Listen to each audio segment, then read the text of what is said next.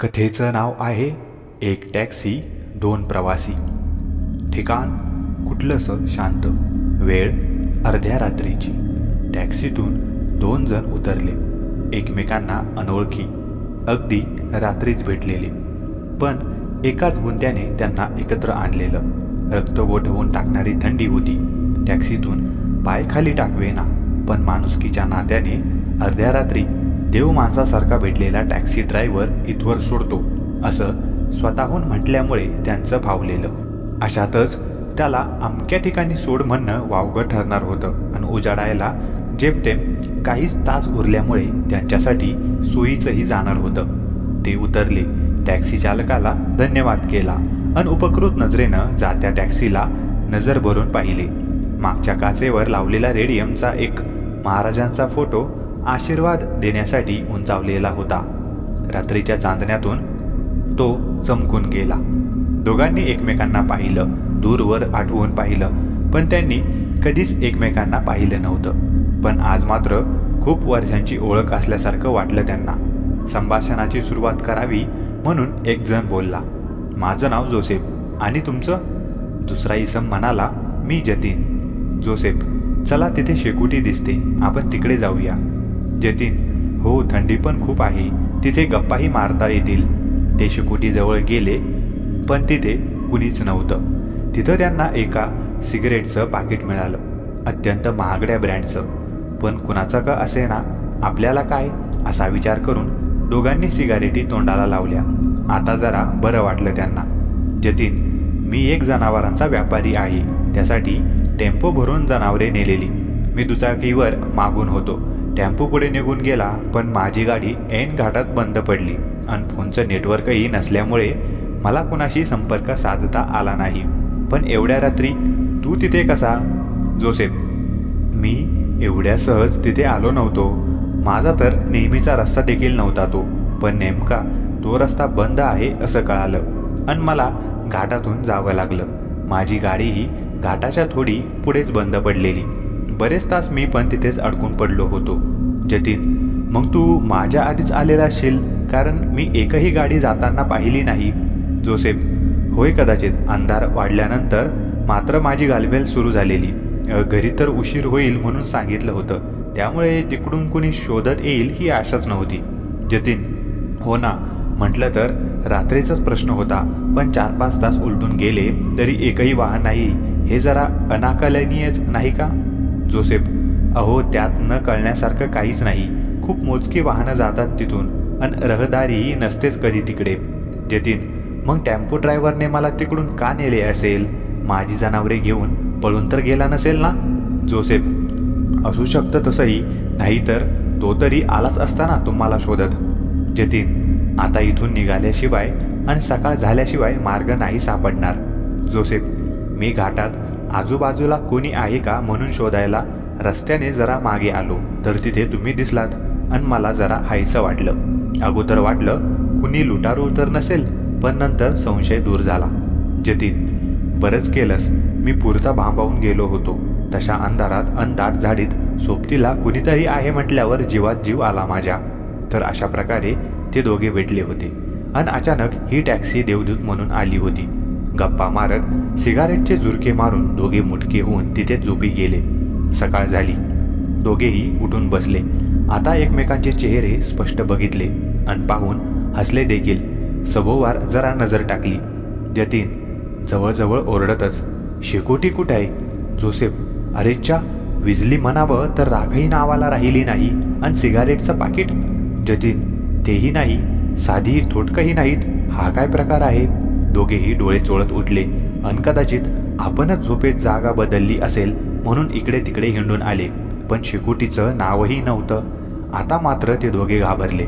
यापेक्षा रात्रीचा अंधारच बरा होता असे त्यांना वाटायला लागलं। आजूबाजूला पाहिलं तर झाडीच झाडी, रस्त्याचा तर पत्ताही नको, पण रात्री टॅक्सीतून उतरल्यावर त्यांनी खात्रीशीरपणे दूरवर दिसणाऱ्या घरांच्या मिनमिनत्या बत्त्या पाहिल्या होत्या।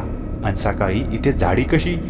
आणि जर इथे कुठला रस्ताच नाही तर टॅक्सी इथवर आलीच कशी? विचार करण्याच्या मनस्थितीत दोघेही नव्हते। आपण कुठल्या षडयंत्रात तर अडकवलं नाही ना? का कुठलं चिटूक वगैरे आलंय आपल्याला, असं नाना विचार त्यांच्या मनात येत होते. आणि श्वास कोंडल्यावर ज्याप्रमाणे श्वास घ्यायला माणूस धडपड करतो अगदी तसाच प्रयत्न ते वाट शोधायला करत होते. पण दरवेळी एकमेकांसमोरच येत होते. जणू काय एकाच ठिकाणी गोल गोल फिरत होते. दमून गेल्यावर दोघेही एका जागी बसले. जतीन, मला टॅक्सी ड्रायव्हरचा चेहरा पूर्णपणे आठवतोय रे, आणि तो महाराजांचा चेहराही.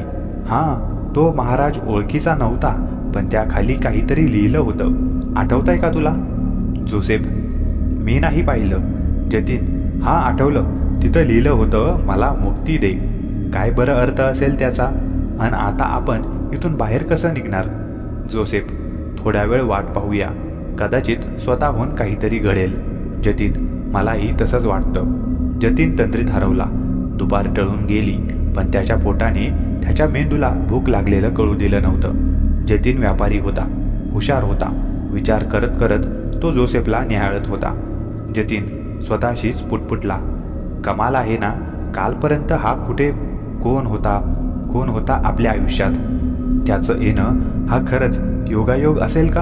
आणि तो म्हणतोय की तो घाटाच्या पुढे थांबलेला, मग तो तर पाठीमागून चालत आलेला माझ्या. अरेच्चा, हे माझ्या लक्षात कसं आलं नाही.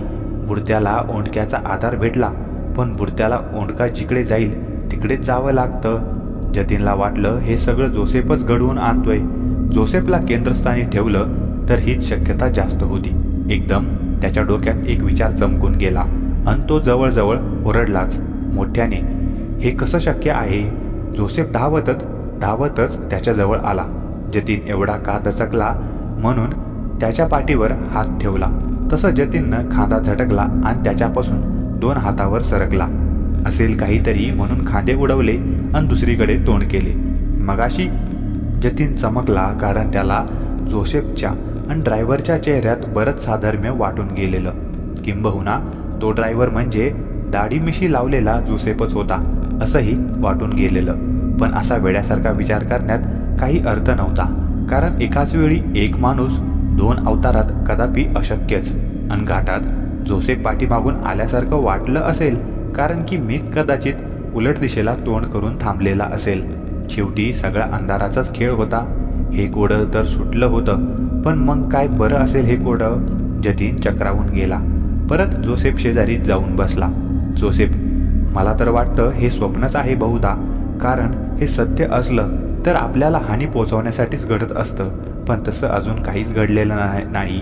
उलट माणसं सोडली तर इथं मनासारखं शांत वातावरण भेटलंय. जतीन, हे बाबा, माझा काही इथे राहण्याचा विचार नाही. एक तर पोटात कावळे ओरडत आहेत आणि दुसरं म्हणजे जनावरांची आणि घराची काळजी वाटत आहे. दोघांनी मनोमन आपापल्या इष्टांना प्रार्थना केली आणि अजून काही बाई साकडेही घालून आले, पण कुठला चमत्कार नाही व कुठली विपदा नाही. रात्र झाली. दोघेही भुकेने व्याकुळ होऊन झोपी गेले. रात्रभर कुठलीच हालचाल नव्हती. सकाळ झाली आणि परत एक दिवस कसा घालवायचा हा प्रश्न त्यांना पडला. जतीनने सहज वरती पाहिलं. आकाश निरभ्र होतं, अगदी लोभस.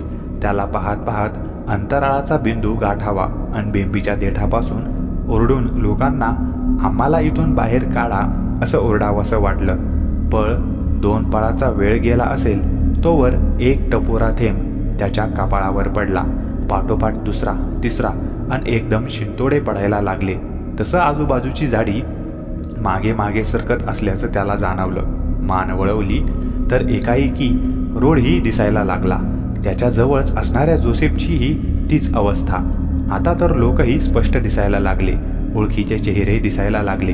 तसे दोघे परत हे स्वप्न का खरे या प्रश्नार्थक नजरेने एकमेकांकडे पाहू लागले. आता दोघांनाही पूर्ण जागे झाल्यासारखं वाटलं. जरा जीवात जीव आला.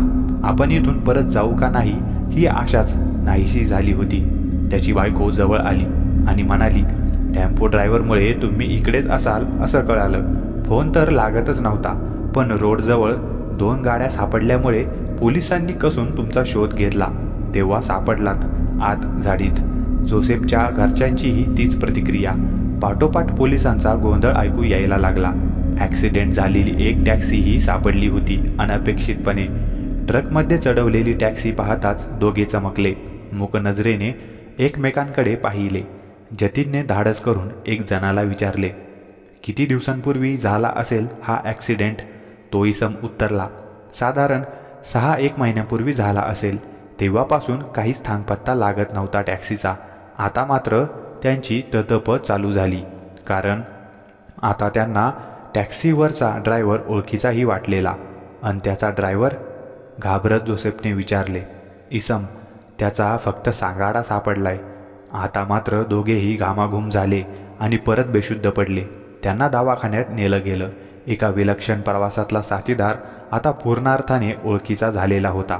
दोघांनीही एकमेकांचा प्रेमाने आणि काळजी घ्यायच्या भावात निरोप घेतला. जोसेफ घरी निघून गेला आणि जतीनने टॅक्सी मागवली. त्याची बायकोही सोबत होतीच. घराकडे जाताना वाटेत त्याला सगळ्या गोष्टींचा अर्थ लागला की ज्यांनी जे अनुभवलं ते फक्त स्वप्न नव्हतं, तर एका सत्याच्या शोधात कळत नकळतपणे लावलेला हातभार होता. त्या दोघांना शोधत शोधत तिथवर कोणी आलं नसतं तर कदाचित अजून कित्येक दिवस ती टॅक्सी अशीच जगापासून दूर राहिली असती. टॅक्सीवर लिहिलेला मला मुक्ती दे या ओळीचा अर्थ त्याला आत्ता उमगला. घर आल्यावर तो उतरला आणि टॅक्सीचे पैसेही दिले.